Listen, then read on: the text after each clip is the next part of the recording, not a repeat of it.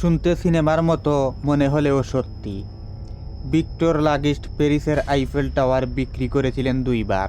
Victor লাগিস্টের জন্ম 1980 সালে Austria হাঙ্গেরিতে, বর্তমান চেক রিপাবলিক। তরুণ বয়সেই অপরাধ জগতে পা রাখেন। প্যারিসে পড়াশোনার সময় জুয়া তার জীবনকে নতুন দিশা দেখায়।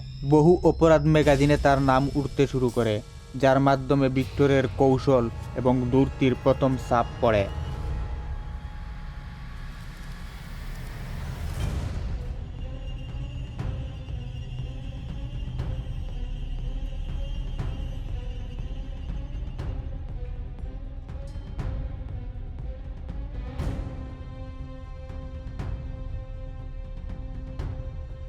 1925 সালে একটি পত্রিকা পড়েন ভিক্টর।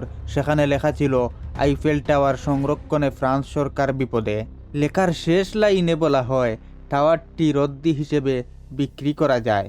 এই এক লাইনের লেখা ভিক্টরের মাথায় এক জলকানি ফুটায়। আইফেল টাওয়ার বিক্রি করা যায়। ভিক্টর প্রথমে ব্যবসায়ীদের লক্ষ্য স্থির করলেন।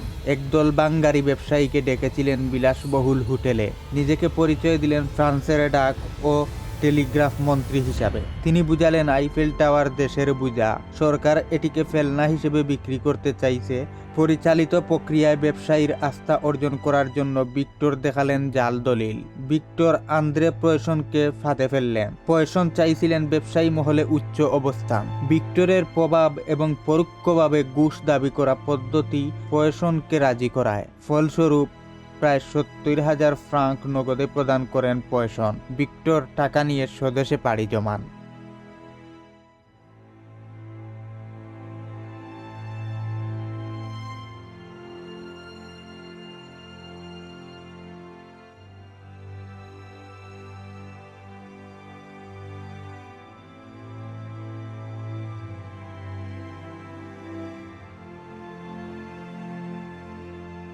প্রথম বিক্রির পর ভিক্টর নিশ্চিত হন, পয়সন কাউকে বিষয়টি বলবেন না। প্যারিসে ফিরে আরও একবার একই নাটক সাজালেন। এবার নতুন ব্যবসায়ীকে ডেকে একই কৌশল দেখালেন। তবে এবার ভিক্টরের জালিয়াতি ধরা পড়ে। তিনি পুলিশের হাতে ধরা পড়ার আগেই যুক্তরাষ্ট্রে পাড়ি জমান।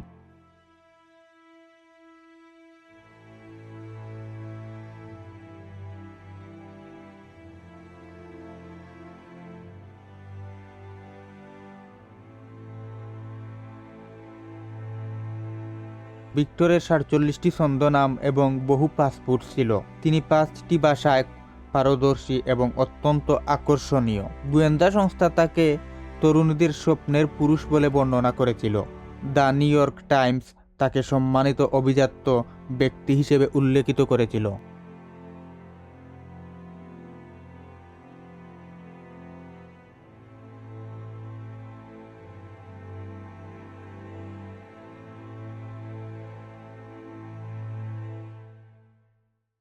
তার আরেকটি বিশ্ববিখ্যাত প্রতারণা ছিল রোমানিয়ান বক, যা দিয়ে যে কোনো দেশের নোট নকল করা যেত।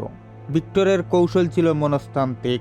মানুষ সহজেই লোভ, ভয় এবং বিশ্বাস দ্বারা প্রভাবিত হয়। ব্যবসায়ীরা হতবাক এবং শহর উত্তেজনায়।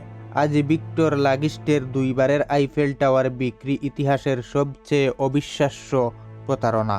সাহস, কৌশল ও পরিকল্পনা প্রতারণার সফলতা নির্ধারণ করে।